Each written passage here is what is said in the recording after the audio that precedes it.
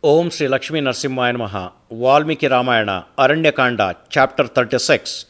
Ravana asks for Maareecha's help. Summary. Ravana seeks Maareecha's help to abduct Seetha. He asks Maareecha to assume the shape of a golden deer and lure Seetha. And then Seetha asks Rama and Lakshmana to fetch that golden deer. If Rama and Lakshmana are distracted from the hermitage, Ravana can safely abduct Seetha.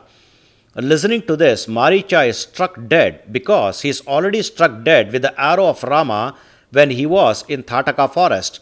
As such, Maareecha tries to explain Ravana about Rama's power. Chapter 36 in detail. Give attention to my words as I speak. O Maareecha, I am anguished one, and when I am in such an anguish, you are the ultimate course to me, isn't so? Thus Ravana started addressing Maareecha. You are aware as to how my brother Khara and the mighty armed Dushana, also my sister Shurpanaka, and even the highly fiery demon and devourer of raw flesh, Trishara, and even numerous other night-walking demons who are cocksure of hitting their targets have made Janasthana as their residency. And while residing there, they put the sages of that great forest that thread a righteous path to torture, of course, all this as assigned by me. You are equally aware of the stationing 14,000 braving demons in Janasthana who are followers of the wish of Khara, who are with fiendish exploits and who are troublemakers to the sages of Dandaka forest or to the intruders therein, aren't you? But recently, those great mighty demons that are the residents of Janasthana, namely Khara and others, preparing themselves inordinately and wielding diverse weapons and assaulters, for their part, had an encounter with Rama in a combat, with rancor tiding in him, and without making any scathing remarks in the least, that Rama brought his bow into play with arrows in the van of the combat.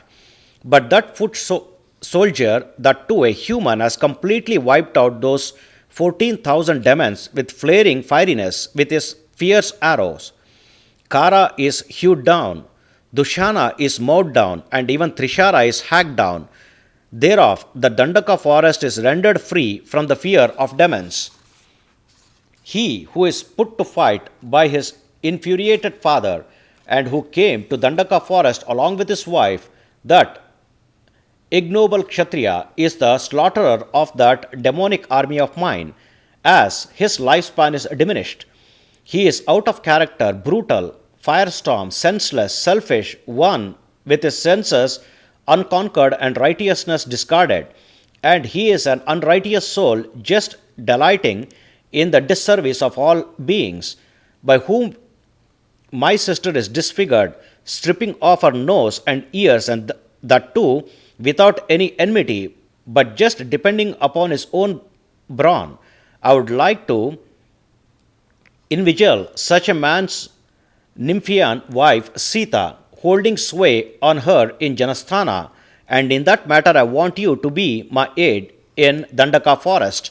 O highly powerful Maareecha, with you and with my brothers standing by my side as my associates, I need care a damn for all of the gods if they are going to wage a war against me. Therefore, O demon Maareecha, as you are capable of rendering aid, you should indeed become my aid in this venture. In valor, war, and verve, there is none similar to you.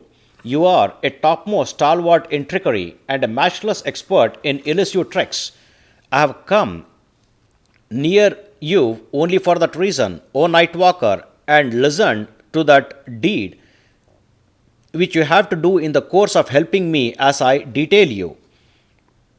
On becoming an astounding golden deer with silver dots, you move in front of Seetha in the hermitage of that Rama.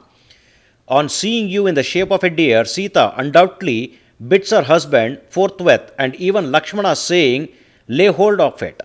Then, on the diversion of those two, Rama and Lakshmana, I will comfortably and unimpeded abduct Seetha in that lonely place, as planet Rahu abduct the shine of moon. Thereafter Rama will be enervated by the abduction of his wife, and then surely and conveniently I wish to retaliate him.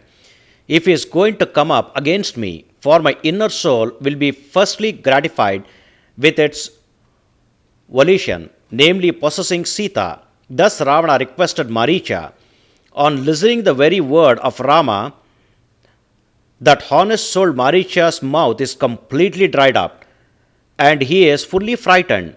Wetting dried up lips with his tongue, he has become google eyed, almost like an about to die animal, and he agonizingly looked up at Ravana with winkless eyes. Maareecha's heart sank with the scare as he is aware of Rama's valor when he was in the great forest of Tataka, that suppliantly making palm fold, he started telling about the faculty of Rama to Ravana, which is beneficial both to Ravana and to himself as well, if only Ravana is heedful of it. Thus, this is the 36th chapter in Aranyakanda of Valmiki Ramayana, the first epic poem of India. Sri Moola Rama Vijayate. Om Sri Krishnarpanamastu.